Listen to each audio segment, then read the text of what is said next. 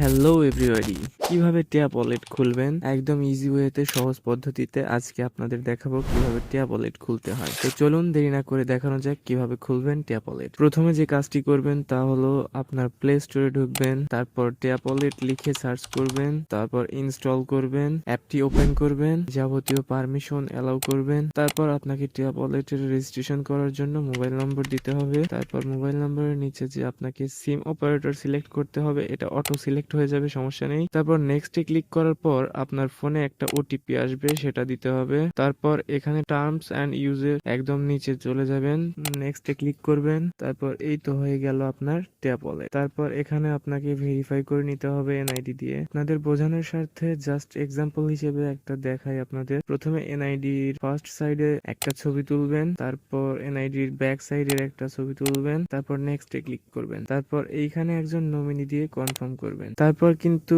আপনার face scan করতে হবে, আর তার জন্য আপনার ফোনটা কিন্তু ফেসের কাছে বা ফোনের ক্যামেরাটা ফেসের কাছে না আনলে কিন্তু এখানে ক্লিক অপশনটা আসবে না। তারপর কিন্তু আপনাদের ট্যাব ওয়ালেট ভেরিফিকেশন কমপ্লিট হয়ে যাবে। এবারে সবকিছু হয়ে গেলে আপনার ট্যাব ওয়ালেট খোলা সম্পন্ন হয়ে যাবে। ধন্যবাদ সবাইকে।